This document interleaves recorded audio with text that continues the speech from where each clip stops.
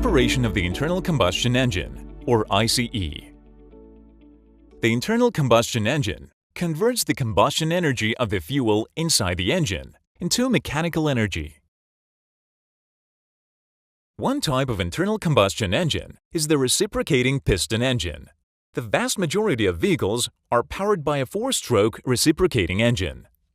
In this video, we will go over the operation of such engines using the example of a 4-stroke piston engine powered by gasoline.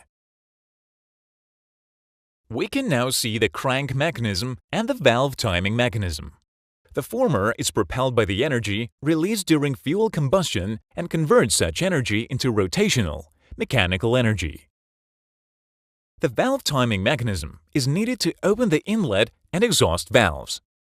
It can be put in motion by gear, belt, or chain drive from the crankshaft. For the sake of simplicity, we will only review the operation of one cylinder. The engine's operation cycle consists of 4 strokes, or 2 crankshaft revolutions. The 4-stroke cycle is then repeated. Stroke 1 – intake. Stroke 2 – compression. Stroke 3 – power. Stroke 4 – exhaust. During a stroke, the piston travels between 2 extreme positions known as the top dead center and the bottom dead center. 2-stroke engines exist as well, but they are rarely found in cars. Stroke 1 – intake. The piston travels down from top dead center to bottom dead center. The cylinder volume expands, creating vacuum pressure. At the same time, the camshaft causes the inlet valves to open, allowing the fuel-air mixture to enter the cylinder. In modern-day vehicles, gasoline is supplied via an injector, whereas in the past, carburetors performed this function. The stroke is completed when the piston reaches bottom dead center and the inlet valves close. The second stroke is compression. This stroke starts at bottom dead center and ends at top dead center.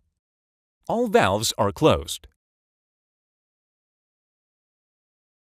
The cylinder volume is reduced, causing the fuel-air mixture to compress. The compression raises the cylinder's temperature and pressure. As the piston approaches top dead center, the spark at the spark plug ignites the fuel-air mixture. The stroke is finished when the piston reaches top dead center. The third stroke is the power stroke. This is the climax of combustion. The combustion process generates a large amount of heat, and the cylinder pressure can get up to 900 psi. The pressure of expanding gases causes the piston to move from top dead center to bottom dead center and turn the crankshaft via the connecting rod, thereby converting thermal energy into mechanical work. The stroke completes when the piston reaches bottom dead center. The fourth stroke starts at the bottom dead center and ends at top dead center. The camshaft opens the exhaust valves, and the piston expels the exhaust gases from the cylinder. When the piston approaches top dead center, the exhaust valves close, completing the last stroke, the exhaust, and the entire operation cycle. The operation cycle is then repeated. 3 subsystems feed the engine with fuel and air, and then expel exhaust gases. The intake system, the fuel supply system, the exhaust system. Furthermore, normal engine operation necessitates the use of the lubrication and cooling systems. The proper operation of these systems extends engine life. Please keep in mind that we are watching the engine in slow motion. In fact, the crankshaft turns an average of 700 revolutions per minute at idle speed. The upper limit on production cars reaches 8,000 revolutions per minute. Engine speeds in Formula One cars can get as high as 22,000 revolutions per minute. You can check the revolutions per minute value on an instrument called a tachometer on your car's dashboard. The operation of the engine begins with the car's starting system. The starter motor starts spinning, engaging the flywheel.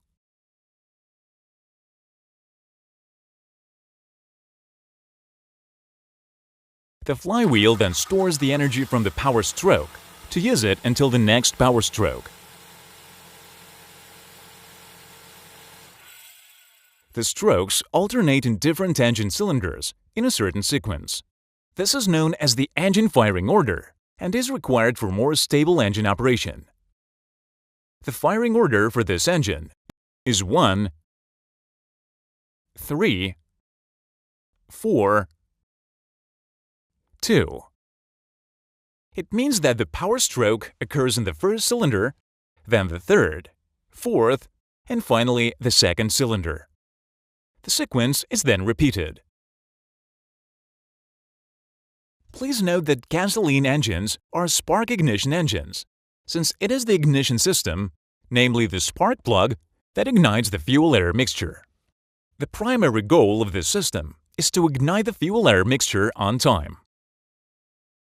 Ignition timing is critical to the efficient operation of the engine. There is some time between the appearance of a spark and the complete ignition of the fuel-air mixture and the maximum gas pressure. The piston moves some distance during this time. For maximum engine efficiency, the piston must be within 10 to 12 degrees of top dead center at maximum gas pressure. It means that the ignition system must start in advance.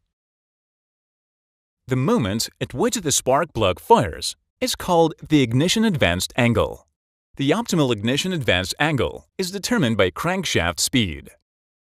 The higher the crankshaft speed, the earlier the spark plug must fire. If the crankshaft speed is low, the ignition advance angle should be closer to top dead center. In modern engines, ignition timing, fuel injection, and many other tasks are controlled by an engine management system with the engine control unit at its heart, assisted by various sensors. The driver only needs to supply air, which is accomplished with the help of the accelerator pedal, also known as the gas pedal. Please keep in mind that in order to improve engine efficiency, the inlet and exhaust valves open and close prematurely and belatedly relative to the dead centers. The exact timing of the opening and closing of the valves is called valve timing. The optimal valve timing is set during camshaft design and does not change during engine operation. However, if the engine is equipped with a variable valve timing system, valve timing may vary during engine operation depending on the engine operating mode. Fuel-air mixture. The fuel-air mixture in gasoline engines is made up of air and gasoline. The mixture is prepared using a certain fuel-to-air ratio. Ideally, complete combustion of 1 kilogram of gasoline requires 14.7 kilograms of air. But in fact, the engine employs various mixture ratios. The ratio of 1 to 14.7 is the best in terms of power and economy. By reducing the amount of air, we get a more powerful engine but a poorer fuel economy. By increasing the amount of air, we get a more economical but less powerful engine. This range is suitable for normal engine operation. Further changes in the gasoline-to-air ratio will result in increased gasoline consumption and decreased power. Misfiring of the engine is also possible. This concludes our review. For more information on engine subsystems and other topics, watch our next videos. Bye guys!